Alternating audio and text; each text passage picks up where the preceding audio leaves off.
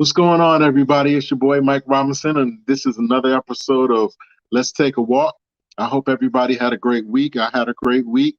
A little bit rainy, but rain is good. I thank you guys for coming out and checking us out another night. And tonight, as usual, we have an awesome guest. He's a psalmist. He's a worship leader. He's a minister. He's a vocal coach. He loads the popcorn machines. He washes the windows. He does it all.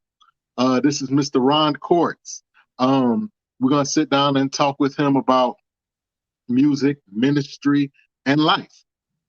I hope that you can stay for the entirety of the interview because this is going to be a good one, I'm sure. For those of you who may not be familiar with Mr. Courts and all that he has going on, I'm going to kind of give him the floor to kind of reintroduce himself and give a little background on all that he has going on. All right, it's on you. So thanks for having me. First of all, man, I want to tell you that I have been following you. I see that you support local artists and local musicians and people in all sorts of businesses, actually. Absolutely. And I just want to tell you how important it is, that you're doing that. Oftentimes, that businesses aren't able to be seen or heard because of the things that you do. So, or are able to be seen and heard because of what you do. So, thank you definitely for what you're doing here. My name is Ron Courts, and I am originally from, I guess you say, well, I was born in Germany. My mother was in the Army for a good while, so we moved around a lot. And then I moved to Virginia some time ago, moved to Hampton after I graduated HU. I stayed in Hampton area. And I went to HU for music, vocal performance, got out. And then I found out, you know what? A vocal performance degree ain't really going to pay the bills. So let me go ahead and see if I can get some teaching or something going on. So I got my teaching license, and I had been teaching for 15 years in the public school system. And just here recently, I, through the grace of God, left my job teaching in the public school system and started my own business, which was the vocal coaching, piano instructor, drum instructor. And it's called Courts Academy, and it's been really good. It's been taking off. And I know that the experience I had with the school system really helped with me being able to work with all types of students, from adults to children to students with special needs, all of that. I've seen it all in the school system. So it kind of put me on the right path to go ahead and start that kind of business. And it's been doing really well, man. I've had a lot of great feedback. I've had a lot of people who I've helped with their craft and their gift, and I was able to, build from what they had, and now they're confident in what they're doing. So it's ministry at the same time. Of course, I'm not preaching, but I'm able to, slide that in there every now and then when I can.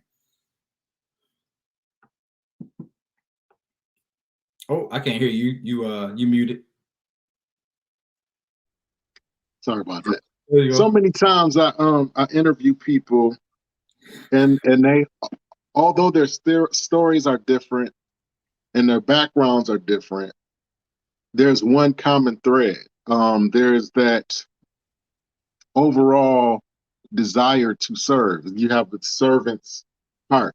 So with that being said, what made you want to teach others as opposed to trying to cultivate something for yourself personally?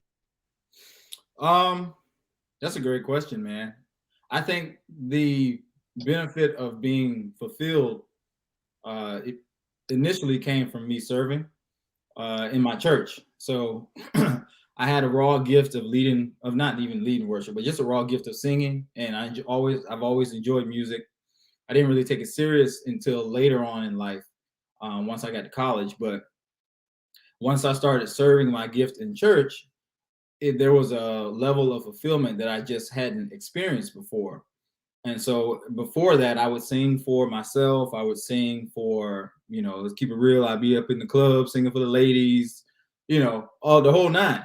But once I started serving in church, it was like, wow, I wasn't necessarily, well, I was missing out on why I have this gift in the first place. And so once I started doing that, it became a no-brainer, the fulfillment that came with it to serve others with the gift. And so that sprung out to, okay, well, since you have this gift, why not help people versus just singing? Why not help people learn how to do it? You went to school for it, the mechanics, the technical things about it.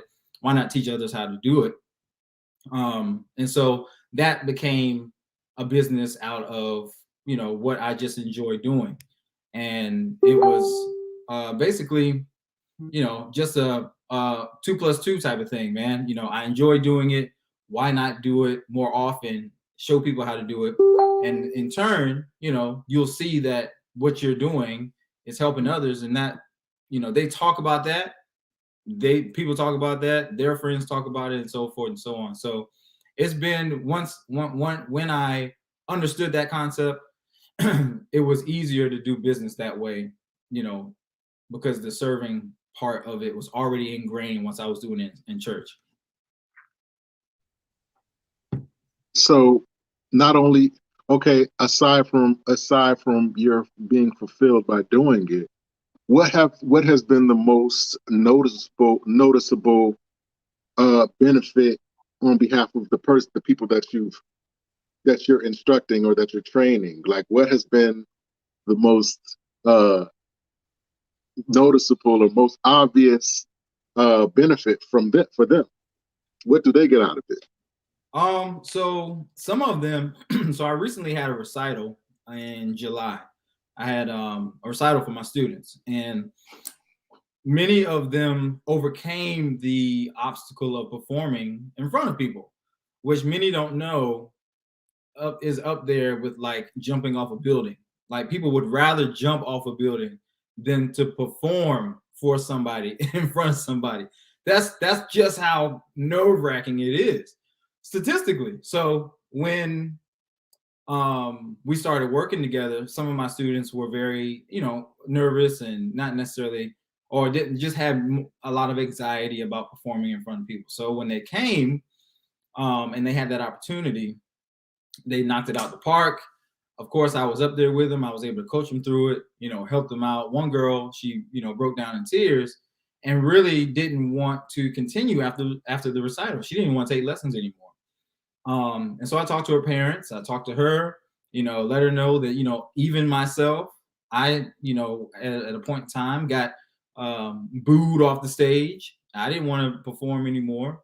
But long story short, she's now coming back and taking lessons with me again because she sees that, it is a benefit to what other things that she wants to be able to do. And she's coming out the box. She's, becoming more of herself, of a performer. Many times these students don't know what they have until they get an opportunity to get out in front of someone, and they don't have that opportunity until they take lessons. So nobody's just going up and doing recitals. No one's just getting up on stage and performing. So I give those opportunities to my students so that they're able to see, this can be more than a hobby if you would like. So let's back up a second. So as a vocal coach, like, what's all involved in that? What does that even mean? What can I learn from you vocally? I can already sing. I'm already running up and down the scales and whatnot. What can I learn from you? Well, I always tell my students, regardless of what genre you sing, how long you've been singing, mechanics and technique are something that every singer needs. And so a lot of us who sing don't necessarily know how we do what we do, but we know how to do it. We don't know how to explain it. We don't necessarily know the mechanics of it. And so when you're talking to someone who sings, or a novice, someone who doesn't necessarily think they can sing, you always want to break it down to the bare bones. And that way you can give them the knowledge of what they're doing. And as long as they have the knowledge of what they're doing, then you can build upon that to become a better singer. But if you don't know what you're doing in the act of singing, if you don't know how it's working in your body, what your vocal cords are doing, how to take care of your vocal cords, things like that, if you aren't aware of those things, then you can form habits that become damaging to your voice. Or you can form habits that they might not be damaging to your voice, but they are not necessarily the correct way to do things. And so at first they seem fine. For a few years they seem fine. But longevity, because our voices are so fickle and they're so personal to us, it's not like an instrument, like a trumpet you can just pick up and put down, you walk away from it. Our voices go with us everywhere we go. So we're thinking, that's what I teach. I teach longevity. So I have techniques, mechanics, things like that to help save your voice for the long term. That is awesome. Is there a certain time limit that a singer should get training? Like, should a professional singer train their entire career? Is it important for them, or is it just good to just get the bare bones of it, get the understanding, and then build off of that? Good question. So I liken it to a car, regardless of whether or not that car is a Honda or a Maserati. You want to keep it tuned up. So you have Hondas, those people who are, novices, or not necessarily novices, but don't necessarily consider themselves professional singers. Then you have Maseratis, Bugattis, Lamborghinis. You got people who do it for a living and who are known to do it for a living, meaning when you go to see them, you expect them to be a singer.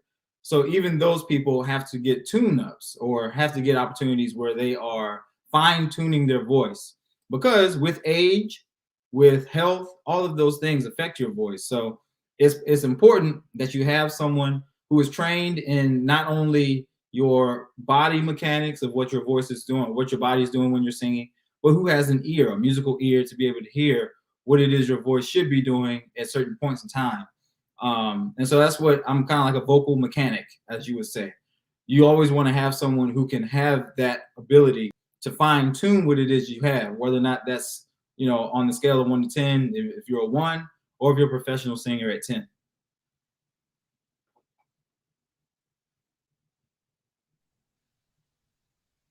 Is there anybody that you can't help? Say it again. No, is there anybody that you can't help? Now, but let me give you a little background on this question real quick. All right. Okay. I've asked this to artists, a few artists that I've had on here. Right. So I'm gonna give you the scenario. Okay. So I'm sure, being a seasoned vocalist, an experienced vocalist who understands the mechanics of it all and everything that's entailed in it, you come across people all the time, whether it be in your chosen vocation, or just maybe at church or on the street. Somebody knows what you do, and they say, "Hey, Mr. Quartz or Ron or Brother Ron, whatever. I I can sing. I want you to hear me sing." And so you say, "Okay," and they sing, and you're listening, and you're like, in your mind, you're like, "Okay, this is not it. This is not it." Now, because you're a Christian, and because we've been conditioned to be gracious, and we're conditioned to be patient and kind and humble. Right. You know what I'm saying? It kind of hamstrings you sometimes. I feel like it might hamstring you sometimes. Yeah. So with that being said, is there anybody that cannot be trained or taught or whatever? You know what I'm saying? Is there ever a moment where you have to tell a person, well, you know what? This is not your thing. You know what I'm saying? This is not, you know what I mean? Because we push people, as Christians, we push them to have a vision. We Right. push them to go forth in whatever they feel that God is leading them to do. Right. But you have this individual or individuals who have the heart and have the desire, but not necessarily the ability. Right.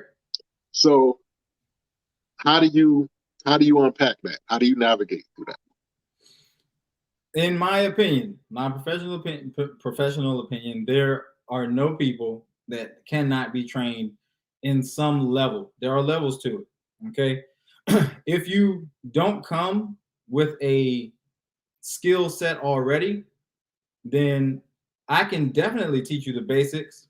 Doesn't mean that you'll necessarily sound like your favorite singer, but I can teach you the basics. Even if you're tone deaf, I can give you the basics of what it means, or what it's like, what it feels like to sing correctly in your body. I can help you with that. The artistic side of it, that's not something that you can teach someone who doesn't already have a skill set.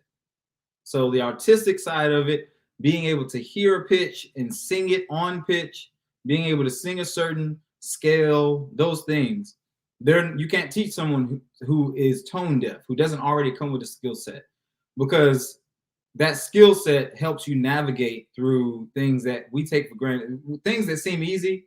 If I play a note on the piano and you sing that note back to me, it seems easy, but everyone can't do it.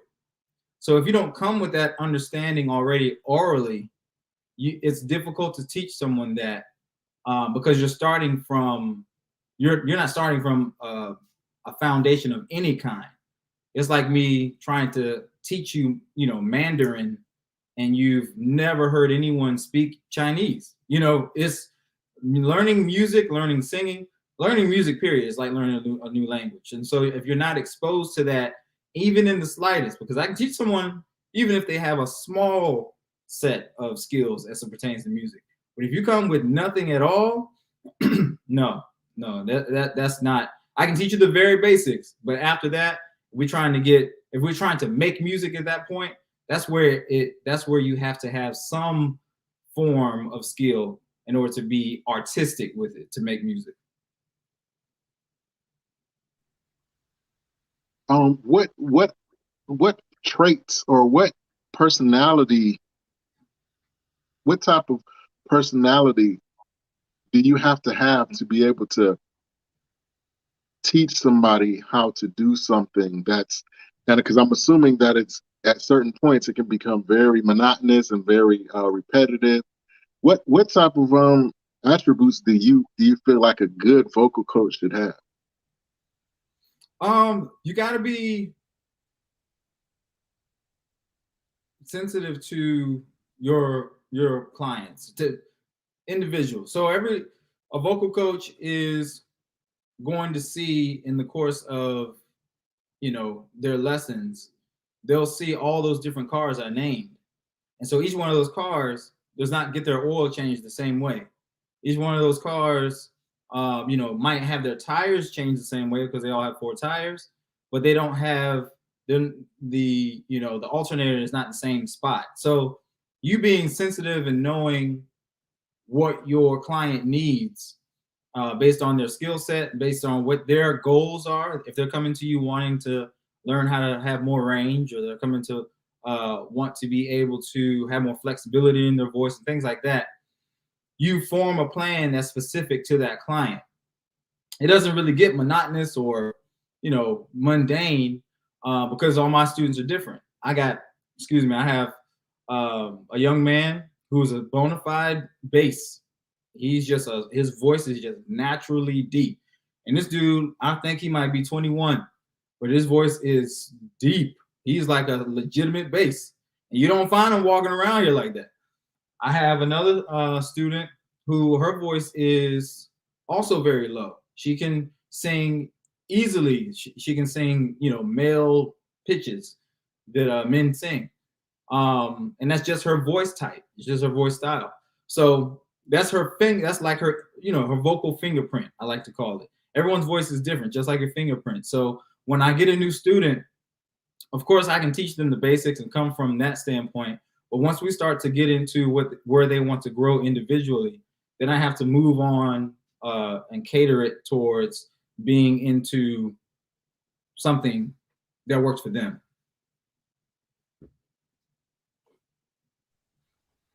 That's perfect. Listen, I always, I dabble in music here and there.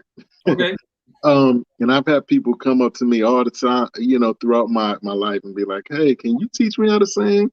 Can you teach me how to sing? Can you teach?" And I'm like you said to your point earlier, it's like I don't even know how I do it really. Mhm, You know mhm. what I mean? And for a long time I was the only child, and I would I spent a lot of time alone in my room, like listening to the radio, New Edition, that type of thing. Mhm. And I started imitating, like I loved Ralph Tresvant's voice. You know what I'm saying? So I try to imitate his voice, and you know what I'm saying? And almost without trying, I guess over time, I don't know. Right. But to your point, you know, it's like asking a bird how they fly. Like Exactly. you don't know. Exactly. But but let's shift gears a little bit. Um, you are also a praise leader. First of all, let's I'm going to give you a moment to shout out your ministry. What church do you attend, and who is your Yeah, pastor, man. and all Yeah. that? Yeah. Harvest Church in Newport News. Um, we are 16 years old, getting ready to celebrate our pastor's anniversary. And that's with Apostle Christopher Spells Sr. and Dr. Christina Spells. They are my pastors. Love you guys dearly. And Harvest Church, if you're watching, love you. Let's get into this. Music and ministry. Yes, Are they sir. mu- are they mutually exclusive, or is music ministry? Mm, I see what you did there. No, music is not mutually exclusive from ministry. When you're talking about what we do, of course, now this is just me. This is my opinion. I believe it wholeheartedly that regardless of whether or not you're doing it in the church or just doing it, period, secular, you're still doing a type of ministry or a form of ministry. You just might be doing it for two different sides. Some of us are doing it for Christ, some of us are doing it for Satan unknowingly. And so that's how I see it. Now, everyone doesn't get that black and white, everyone doesn't see it that way. But I've been in both sides. So I can honestly say what it is for me and what it's been like for me. So when I think about music ministry, I think about them together. They're very closely related because you really don't have the ability to do music without ministering in some form or fashion. Somebody is being influenced by you, someone is being encouraged by you, or the other way around. Somebody's being empowered by you. All of the things that the music that you think of when you think about music ministry, those things are equally done on in the secular realm as well as the gospel realm.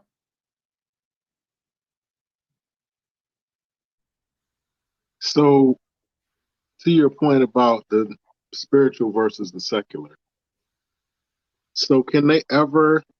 Do you feel like they could ever intersect? Like, and what I mean by that is like I was talking to someone, I was interviewing someone. I can't remember who it was, but I was interviewing an artist, and I made the statement that if anybody um should be able to express what true love is, it should be a Christian or somebody who has a relationship with God, as opposed to some of the stuff that we hear on our regular radio station. So, like, is it possible for a Christian artist to express love, and from the standpoint of a man and a woman? You know what I'm saying? And so, like, like I said, I made the comment that if anybody should be able to express that, it should be someone who has a relationship with Christ, because the likelihood of them expressing what has downloaded in them is it's more likely that you're going to express a real type of love.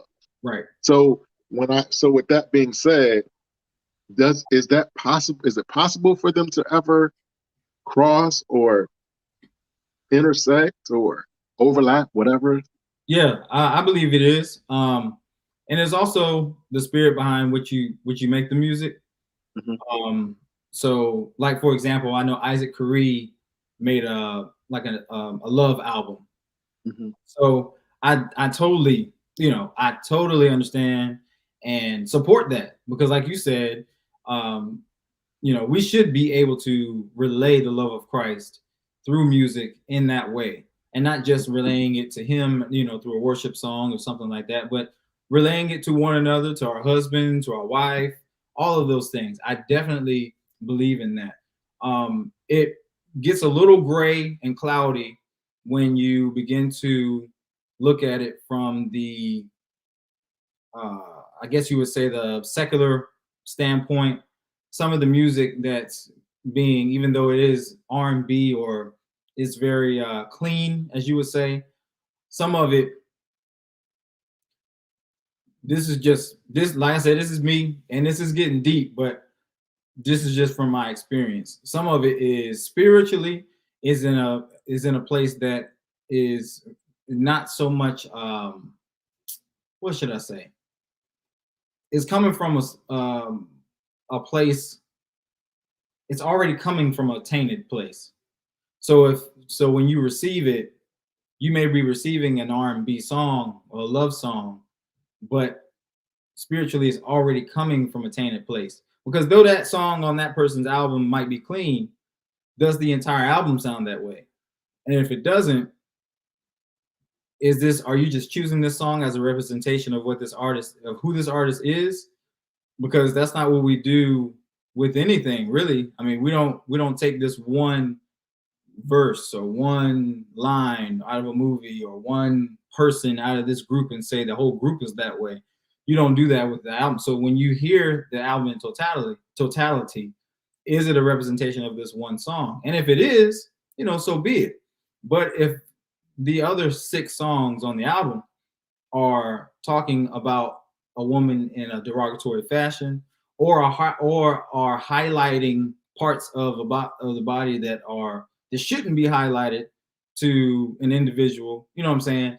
If that's going on, then it's pretty clear that the love songs that you want to call love songs that you hear in you know, the love songs that you want to call love songs aren't necessarily love songs. They're not necessarily promoting what we know to be agape love. And I think that's where the gray area comes in, because people say, well, God is love, R&B, and that's cool. I definitely understand that because I don't listen to just gospel. I understand, but also when I do, I'm aware of what I'm listening to, and I do my best not to put myself in a compromised situation when it comes to music, because I'm just too sensitive when it comes to music.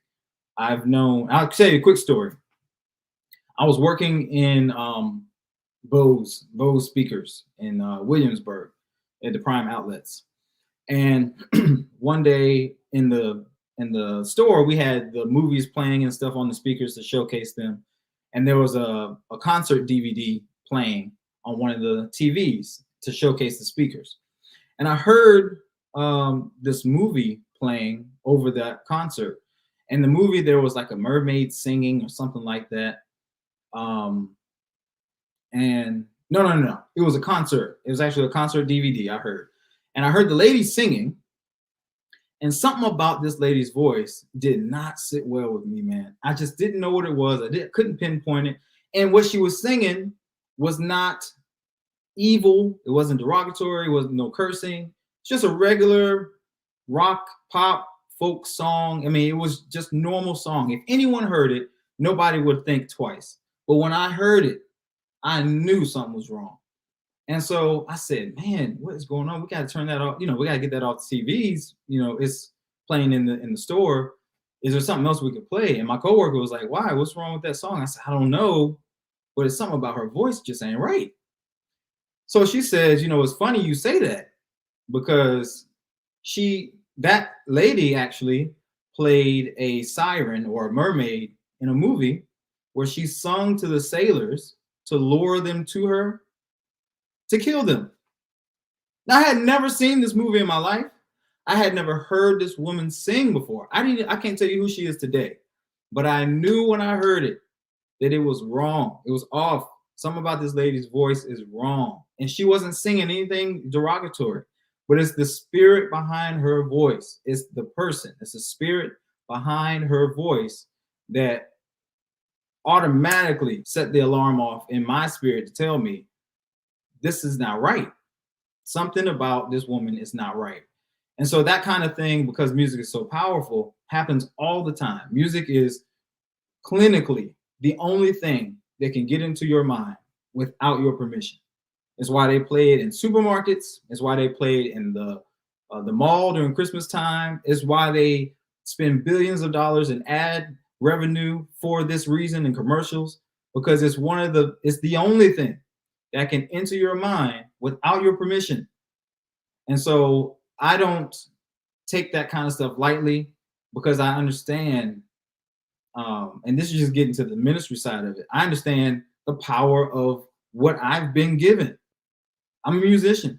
I'm a singer. So I know the power of what I've been given. And I don't take that kind of stuff lightly when I'm listening to someone else do the same thing that I have the capability of doing. So with that being said, when we transpose that into church and ministry, how important is it for a vocalist, an artist, a worship leader to be aware of Christian? How much music should an artist be exposed to? Is it should I be diverse in my ear, or should I just totally incline my ear to spiritual music as opposed to secular music, or vice versa? Like, how how much does it how much does it how important is it, I should say, for a worship leader to have a diverse ear? Is that a or is it just a spiritual thing?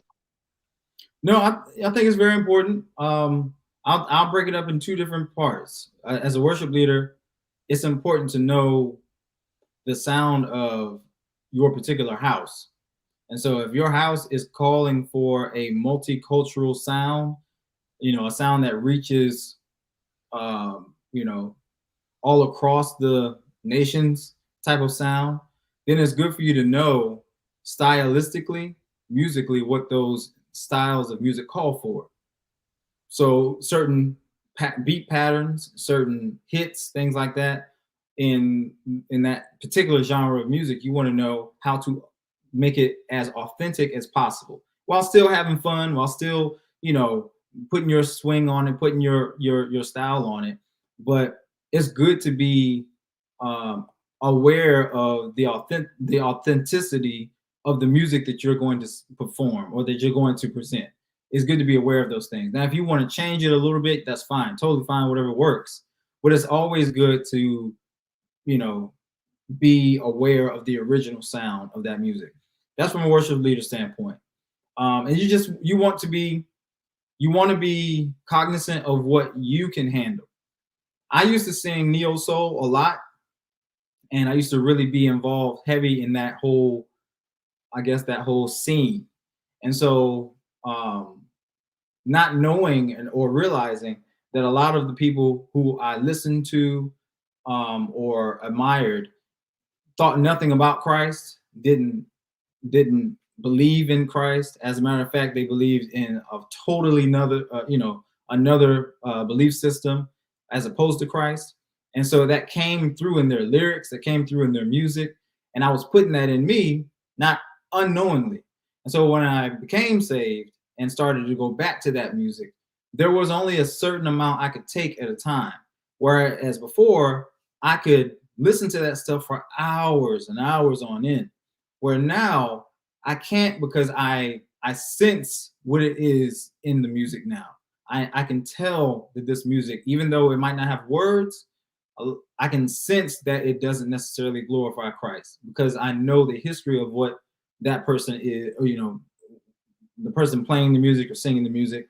And so I say to the worship leader, just be cognizant of that. Be cognizant of what it is that you can handle, because every person's conviction is different.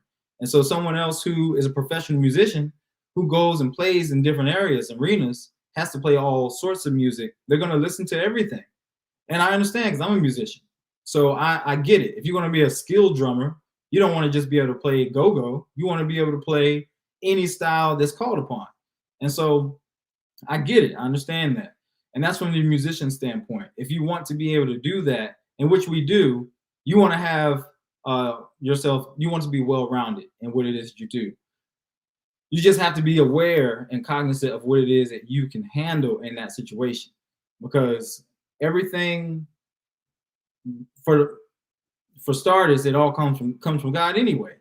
So regardless of where these genres broke off to, it all comes from God. He's the originator. It all comes from him.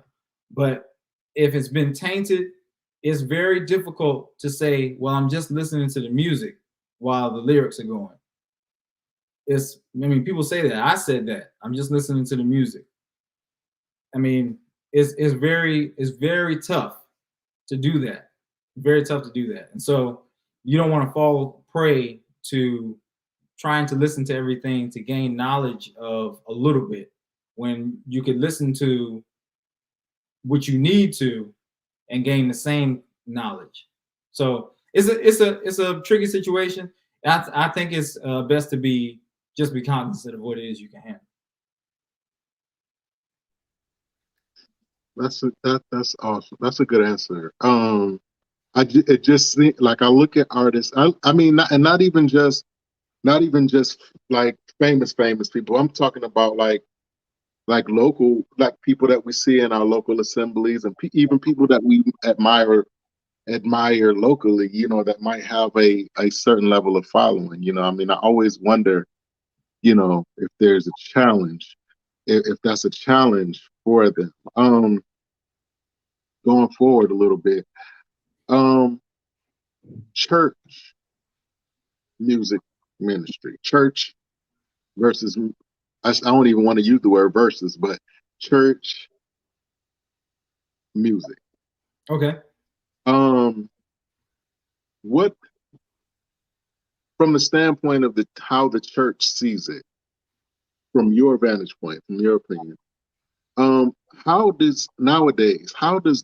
you feel like the church sees the music ministry as a whole? Is it something that's seen as an important part of church or religion or whatever you want to call it? Or is it something that's looked at as disposable? Anybody can do it, take it or leave it, that type of thing. Where do you see? Yeah. I think I can think. When you said it, I immediately thought the black church versus the white church. They think of it differently. They look at it differently. The black church doesn't necessarily think that the music is disposable. They know it's needed, but I have seen musicians done wrong because it was you're a dime a dozen. I can get someone else, I can do this with someone else, versus sonship, loving the musician past their gifts, being there for the musician past what they can do for the ministry. And I can say that that's my experience. My experience is being loved, cared for, rebuked, all of that past what I could do for the ministry, through my gift. My gift was an added bonus, but when I get to heaven, God's gonna say, well done, my good and faithful singer. You know what I'm saying? Right. When I get to heaven, it's gonna be about, my service. And am I a son? Am I a son of the Most High God? Am I a son? And that's the thing. when I think about the other side, white churches, they don't do that with their musicians, with their music ministry. It's about ministry oftentimes. It's about loving them beyond what they can do for the church. And when you do that, you'll find that people want to do more for the church, not just use their gift, but they'll want to do, they'll want to learn a new gift, a new trade, and something Mm. to add to the ministry because they now feel a part of something greater than them. And Wow. I think that that's something that the Black church, in my observation, has been missing out on. Now, that's not my, like I said, it's not my experience because my pastor, I've been with the ministry basically since the beginning, and my pastor has always been there for me beyond what I could do for the ministry. And so that's how I was able to, I guess you would say, it sparked the want, the desire to want to grow more in my gifting because I knew I had the free reign to do so. But when you put that kind of stifling on a musician or a singer in the church, that they are only good for their ministry, they're only good at what they do for the ministry, they tend to shut down. Okay, well, I'll just play, and anything else you need me to do, I'm not doing. I'm not a servant. I'm just here. I'm just a musician. I'm here to play. I'm here to leave. You need me to fold chairs after an event? No, I'm good. If you need me to, help out with the food bank, on a Saturday, no, I'm not doing that. That's not my contract. Well, I mean, I understand, some of this, and that's a whole nother conversation, contracts and all that. I get it. You know what I'm saying? I do understand that.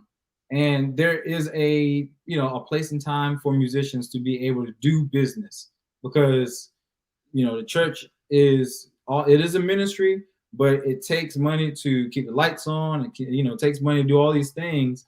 So it's also, a business. And you want to make sure that you can do good business with having contracts and things of that nature so that your name is kept good. But at the same time, if you're there to serve, that could be in many capacities. You have the ability to serve through your gift, but, are you there simply to play and get a check and go home? You can see it as a job. That's fine. And many musicians have. You can definitely see it that way. And, you might not have anything, no skin off your back.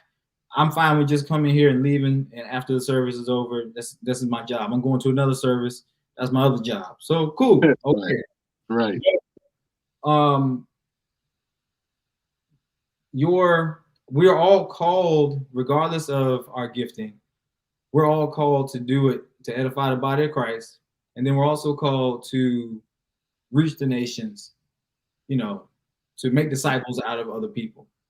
Right. And so if you aren't serving in that capacity in some way, not just with your gifts, but serving the ministry, through other facets, I just think you're doing yourself a disservice, a huge disservice, because many people might hear you and not have any effect at all. Mm-hmm. But you speak to them after service and invite them over for dinner, and you change the course of their life. Mm-hmm. You know what I'm saying? You change their life in a huge way that your piano would have never done. Right. And so it's that type of stuff that you don't see really in the Black church. You see it in the white church. They get together, they hang out, they converse. But I'm not talking about just musicians, because as a musician, I know. I mean, we when we tight, we tight. I call somebody if I'm in North Carolina and I know a musician. It don't matter. I ain't talked to him in ages. I can call him up. Hey man, let me borrow this. Cool. When you tight, you tight. But I'm talking about outside of our circle. Right. You know what I mean? Outside of our circle. What kind of ministry are we doing outside of our circle? And I think when you stifle the musician and tell them that, or you don't necessarily, they only feel that they're good for what they do for your ministry, they go back in their corner and in our musician's corner, and we're good. We don't need nobody else. But that's not ministry. That's not what ministry is about. So that's my take on it. Right. One thing that I learned personally, growing up, I struggled a lot with, and I still do to a certain extent, self-image, wanting to be accepted, um, self-esteem, that whole thing. And music kind of gave me an in, if that makes sense. Yeah, yeah, And what I realize now that I didn't realize then was that as much as I loved it, as much as I loved it in creating and writing and doing all those things, it wasn't the be all to end all. It's actually, when I look back on it, it actually was a tool. You know what I'm saying? It brought me into places where I probably wouldn't have been any other time, right, as well as it put me in situations that I needed to be in. Um, but I probably wouldn't have any other way. I right, think some of the most important relationships that some of the most important relationships I've been able to cultivate is because of music in some way. Whether it's maybe somebody heard me somewhere, or maybe, I just had a conversation with somebody or whatever, and I realized that it was a that God allowed me to have a gift as a tool to kind of right. put me in a place, and it helped me manage the issues that I was having with self-image and self-esteem. Being darkly complected at one point. I joke around a lot of times, but being darkly complected at one point was a handicap, so to Right, speak. If you weren't if you didn't like El DeBarge, right, uh, Christopher Williams, or L.B. Shore, or Genuine, listen, you you had to you had to have something else going for you, something. You know what I mean? And so, music became my end. So, with that being said, in the midst of your journey, in your musical journey, the vocal coaching, your own personal musical journey, and things of that nature, was there things that you found that you enjoyed? Did you find out that you were you did you find out that you had a gift that you weren't aware of prior to going in? Was there something that you, in the interim of it, realized that you were good at and that you actually enjoyed going along with the whole musical thing? Yeah. I mean, honestly, man, music ministry. I didn't know. I didn't know it was my passion. Like I thoroughly enjoy leading worship, and you see people who come from the world singing, and they sing R&B or whatever, pop and neo soul, whatever. They come to the church, and you think it'd be a smooth transition. You would think that, okay, well, you sung here, why can't you just sing, for God? But it wasn't. It wasn't. I had the gift, but I didn't have the mindset change of why I was Mhm. doing what I was doing. In the world, I was doing it for vain reasons. But when I got saved, you know, all I wanted to do was stay away from the stage because I was so scared to go back to that vain way of thinking that I just wanted to sing for myself. I was just trying to sing to get a rise out of people. I was just trying to sing, get compliments and all that type of thing. And so I didn't want to touch the stage, man. But my pastor, he, kind of coaxed me into it and eased me into it. And so once I was broken down basically and, given the go ahead, use your gift because this is it's clear that it's not a hobby. Like it's not something that it's a gift. You know what I mean? It's something that Mhm. you've been given that you didn't work for, that you didn't do anything for.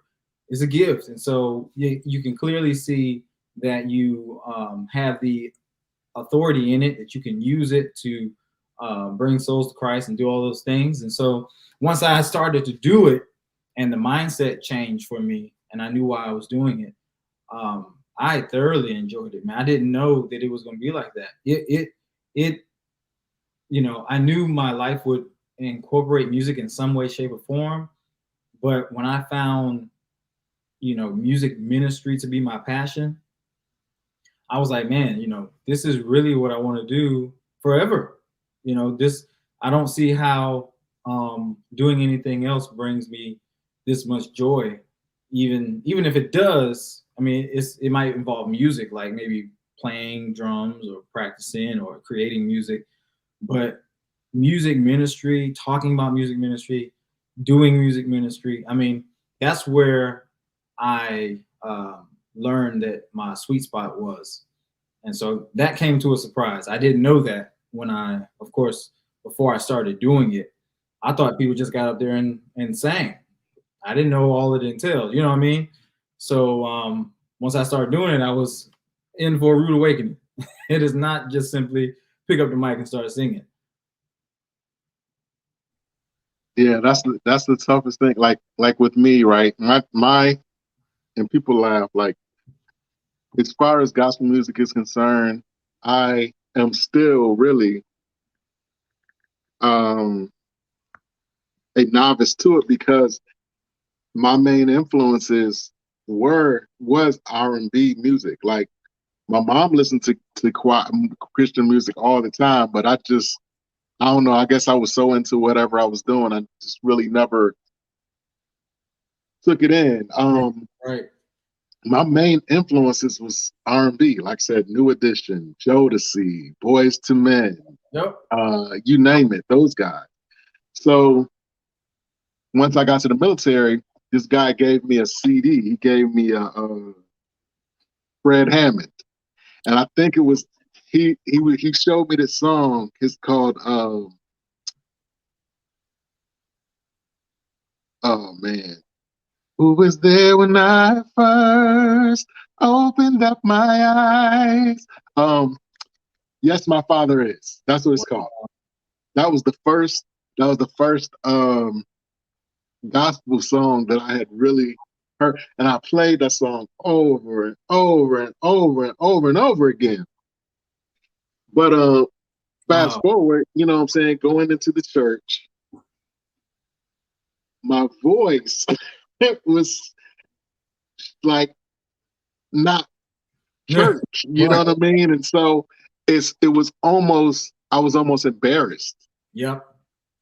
you know what Yep. I'm saying? And to even sing with these amazing seasoned Christian Yep. artists, you know what I'm saying? Was that something that you ever had to deal with? Like, was that ever a challenge for you? Yeah, man. I didn't want to sing because when I thought about people who sang gospel, I thought about people who sing that hard growl and all that. Right, And I didn't know how right, to do that. So I'm like, man, I ain't trying to sing that. I don't know how to do all that stuff. When I got right. up there, matter of fact, my pastor asked me to sing, lead a song. And then, when I sang secular, I was always used to singing slower type music. And so I asked him, I'll sing a song, but it's got to be slow. And he laughed because I didn't know how to lead anything else. That's all I knew how to Right. do was croon. You know what I'm saying? For the ladies, that's all I Exactly. knew how to do. So Exactly. yeah, I had to Exactly. learn that. That is the tough. It is tough because it feels like people might not say it out loud, but it just the spirit feels like they're saying, you Right, know what I mean? right. But you're only doing what's natural to you. You know Yep. what I mean? It's like, you don't like it's like I said with me. It was almost even to this day. It's almost embarrassing for me.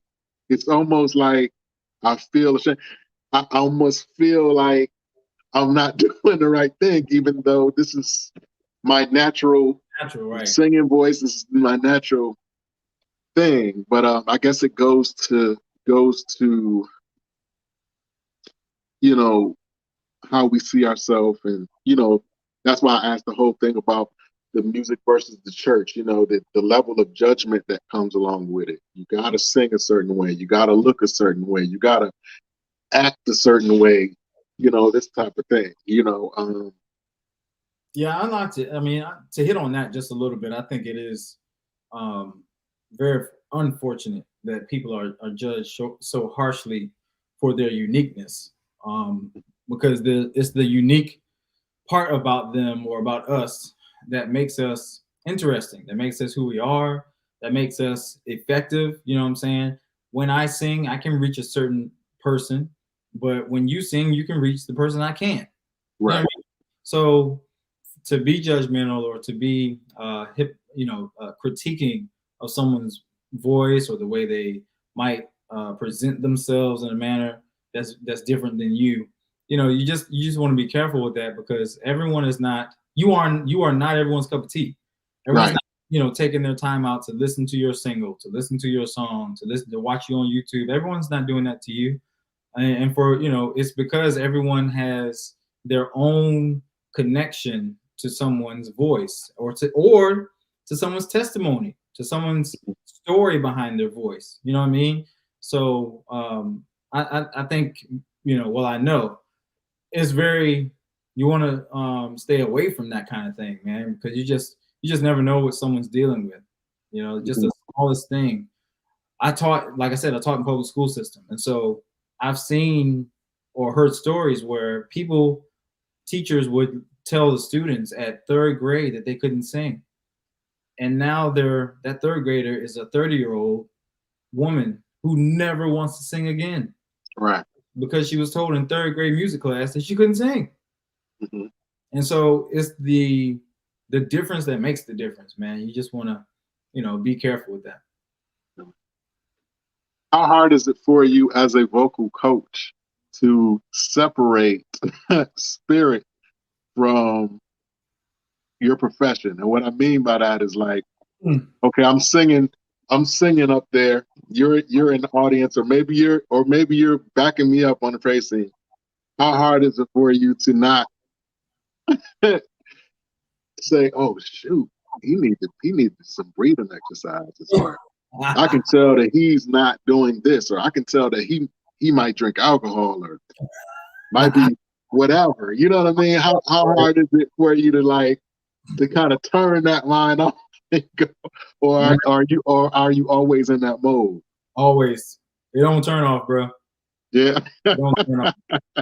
Yeah, it gets on my wife's nerves. I can be watching a movie, I could be listening to music, watching a TV show. It don't turn off, man. That musician's mind, that ear, it don't ever turn off, man. Ever. There are times where I try to turn it off. When I'm just like just hit if I just want to sit and listen to something. But even once I get going, start listening to it, I'm pointing out chords, I'm pointing out voice parts, all that stuff. It don't turn off, man.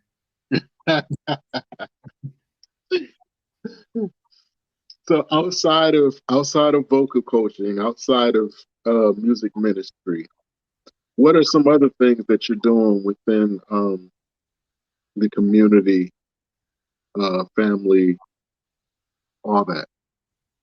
Well, right now I'm working on two different albums. I'm working on my actual gospel album, and Hmm. then I have a smooth jazz album too that I'm working on, like piano, things like that. And so I'm working on both of those. And I'm looking to do something more with my worship leader. I guess you would say encouragement and things like that. I'm looking to make it into a book. Okay.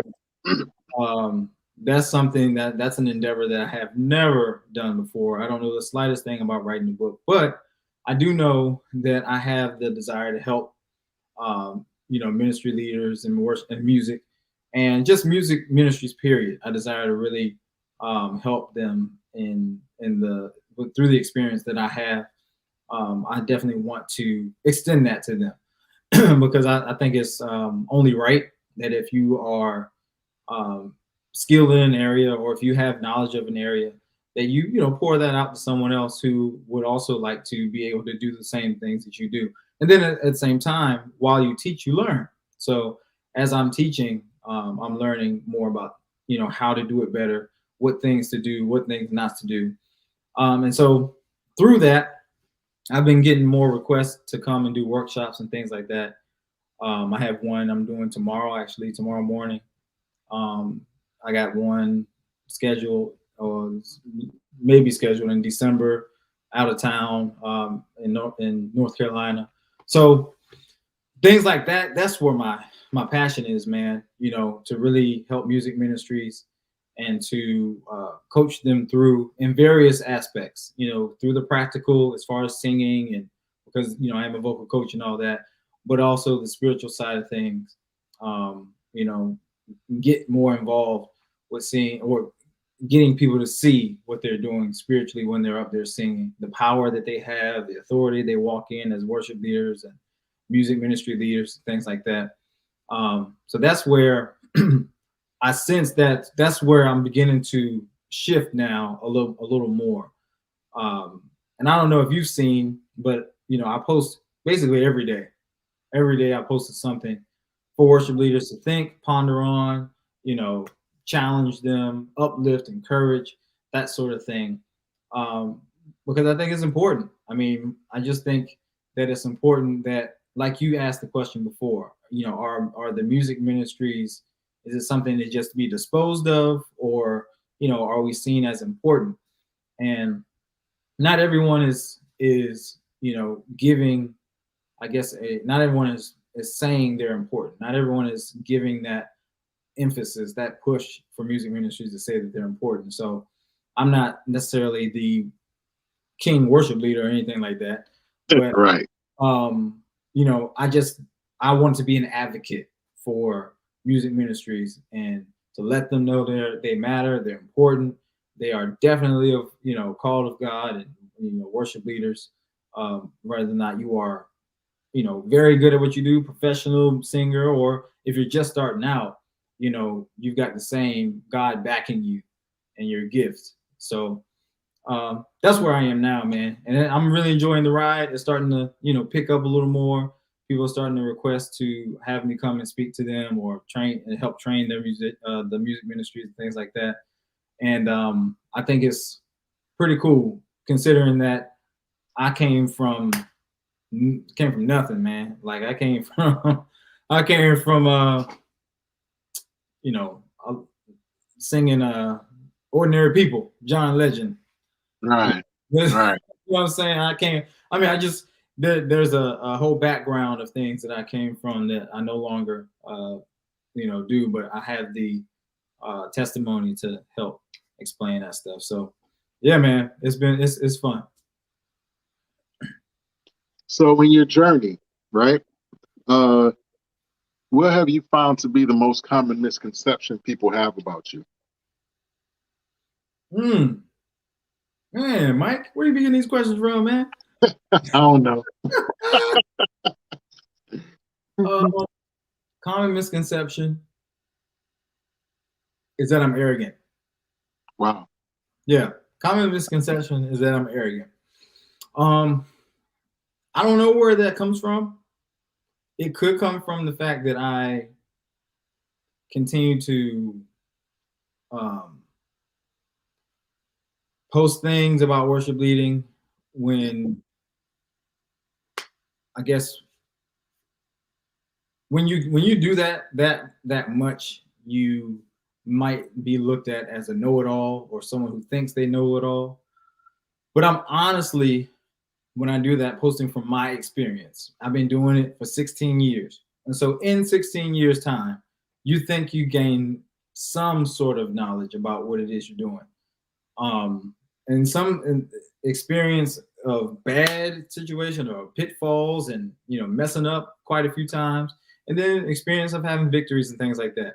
But then past worship leading, I don't know, man. That is one of the misconceptions that I've gotten, that people were a little standoffish to come and approach me about anything because they thought I was arrogant or uppity or whatever case may be. But I think, I know that couldn't be further from the truth. I mean, you and I having this conversation now or talking now, you clearly see that I'm not. Right. You know what I'm saying? Right. So, but I do carry myself in a manner that's not necessarily arrogant, but it's confident in what I know of who I am. I carry myself that way because I think it's important that if you're going to operate in a thing, you need to be confident that what you carry is, is the authority to do that thing. And so when I talk about worship leading, or when I talk about music ministry, when I talk about music, period, I don't come from a place of, well, I'm not sure about what I'm talking about. Mhm. I don't come from that place because I am very sure of what I'm talking about Right. because I've experienced it. Right. I have a history with this thing. Now, if you get me talking about statistics or calculus, I might be a little leery. I might be a little standoffish, but Right. that's not me when it comes to music. And so I think that might be where it comes from. I don't know, but I just carry myself in that manner, and I think that's been the most you know criticized misnomer about me. So this will be my last official question. Um, if you watch some of my interviews, it's something that I ask all my guests.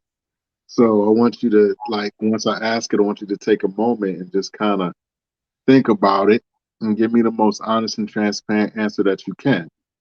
Um, and the question is this: um, what would have to happen in your life if it hasn't happened already for you to consider your life a success? What does success look like for you personally?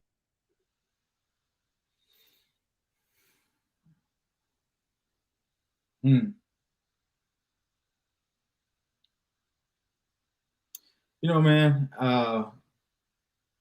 and I ain't trying to be deep, but man, I love my family. I see my wife, my children, and I'm taken aback, man, because I don't deserve it. I don't deserve it. And my kids, I got a 4 month old, I got a 2 year old getting ready to turn 3 on Sunday, I got a 6 year old, and to hear them talk about me, to hear them talk to me, to hear them light up when I enter the room, or see my wife's face when I come in, that type of thing, man. You cannot pay for that. You can't buy that. I know Yeah. people who went to school with me, who aren't living like I'm living as far as um, not my material possessions, but my family. You know what I'm saying? Who don't necessarily have that. And that to me, it's funny you asked that because I was just looking at my kids today, and I was thanking God for just being able to look at them and see them grow up. I'm not an absent father. They don't have to worry about where I am. They don't have to think about, is Daddy coming this weekend? We go to see him. You know what I'm saying? That sort of thing. I'm in my kid's life. I'm in my wife's life. I'm, you know, happily married and that sort of thing, man. I didn't know that I would have such joy in my family or with my family until I had a family. Before I was single, when I was a single man, if you had asked me that question, I probably would have said a house, or I would have said, my music career or something to that nature. But one of the most fulfilling things, man, is being with my family and being able to lead them, being able to be when I see my daughters look at me, knowing that they're looking at someone who is a representation of what their husband's going to be, and how that gives me, a sense of pride to want to do the very best I can to be that for them. When I see my son, even though he's 4 months old, I know at one point he'll be 18, Right. and what kind of man will he be? Will I be the man that he'll want to imitate? Will my name be good when he says it to someone else? Oh, you're Ron's son, or you're a Quartz, your last name's Quartz. Oh, okay. Wow. That sort of thing. That kind of stuff, man, that to me makes me think about a success. That to me is my success, my family. And Right. I think it's a pretty easy question to answer, man, when it comes to, when I think about success. Like I said, a few years ago, some time ago, I would have said something else. But right now, that's where it's at. Wow. Well, that's an awesome answer. But I mean, I've asked that question probably, if not 100 times, close to 100 Mhm. times.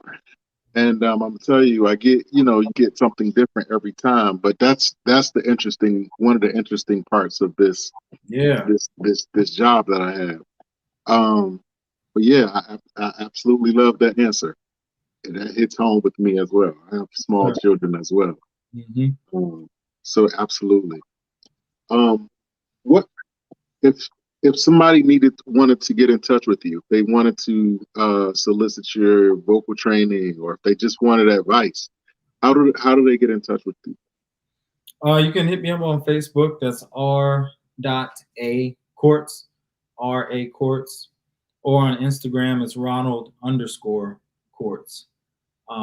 You can also email me at courtsacademy@gmail.com, courtsacademy@gmail.com. So, yeah, man, Mike, this is awesome, man. I almost want to ask you a few questions, but I know you the interview. So I can't do that. Feel free. I'm an open book. But yeah, it's funny that you said that, because I was thinking to myself, I was like, wouldn't it be cool if I just had somebody come on here and interview me? Yeah, yeah, it would. That would be funny. Um, but yeah, I want to tell you that I definitely appreciate you coming onto the platform. Um, I was like I was telling you off air, I was really glad that we were able to kind of reschedule and relink up, because the first time was not really a good representation of what the platform, this show is all about. And I apologize for that technical difficulty. But I'm glad that we had the ability to come back together, and I appreciate it, because I really feel like um, you dropped some very good nuggets. I definitely learned quite a bit tonight, and I definitely feel encouraged tonight. Um, and I wish you much blessings in everything that you have going forward.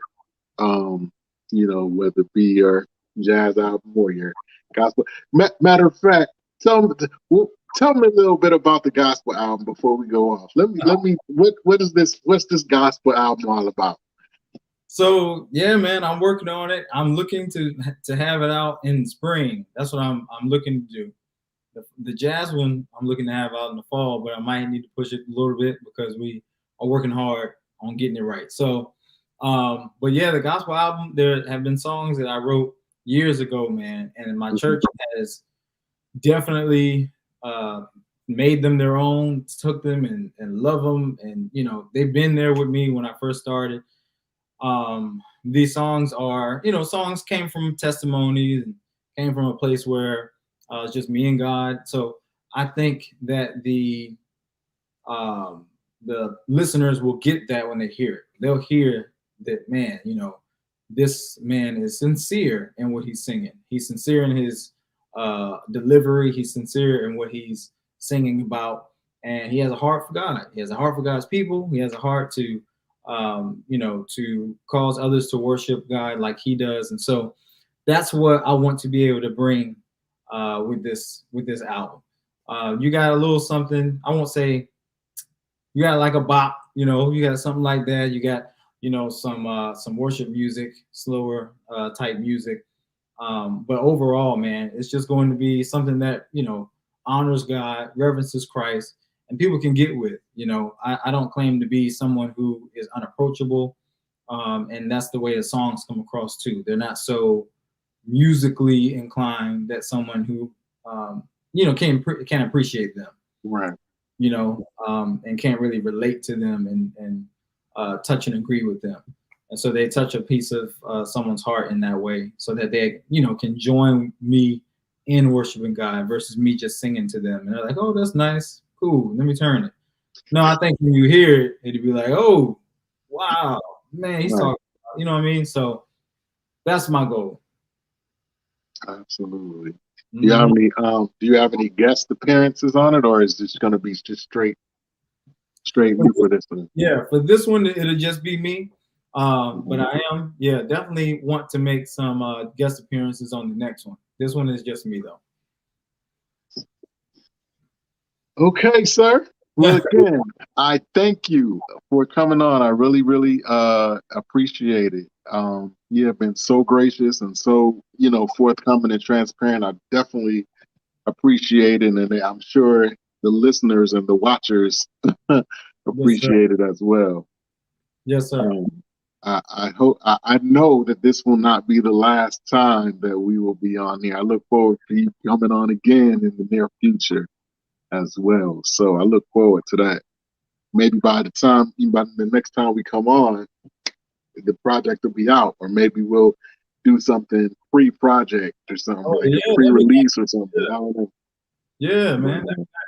Yeah, and look, man, I want to say, this is much blessings to you doing this, man. This is really needed. It's really needed. It's cool that you're able to highlight, like I said, local as well as people who aren't local, and give them this opportunity to tell their testimony, tell their story. And man, somebody needs to interview you because we need to know your background with this. Like, how did this get started? That's for another one. That's for another day. yeah, yeah. Well, I thank you again, man, and again, I wish blessings on everything that you have going on, your entire movement. Um, Shout out to your ministry, Harvest Church. Shout Thank out to Pastor Fells. I mean Spells, not Fells, you. Spells. Yeah. Um, and I just appreciate you, man. I blessings to your family as well. Thank you. I thank them for me to steal you away for an hour Yeah. and some change. I appreciate that, man, and thank you again. Yes, sir. All right, you have a great weekend, man, and a great night. Thank you. All right, it's another episode of Let's Take a Walk. I want to thank Mr. Ronald Ports for coming on, man, and like I said, being very transparent and very forthcoming and very earnest in everything that he has expressed, and very honest way. I always appreciate that, and I always appreciate you for coming on and watching, because I know you could be doing a googobs or gazillion different other things, but you're here with us, so I really appreciate that, and I take that not as a small thing. Um, but yeah, man, I find it interesting, especially for people who teach people how to do. There's a special anointing that comes along with being able to teach. You know what I'm saying? Particularly when there's a you're hard pressed to understand how you're able to do it, but here you are trying to convey that to someone else. That's an important gift and an important job, and not just in the music realm, but in any realm. Being able to, I believe that there's a fine line between being sure of yourself and being arrogant. You know what I'm saying?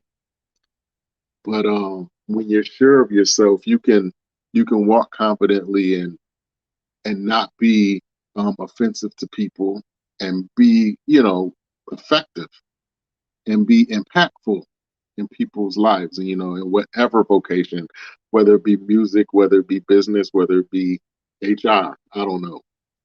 But with that being said, man, I thank you guys for coming on again, and I'll see you guys next week. um Other than that, man, you guys have a great night. That's it. Let's take a walk.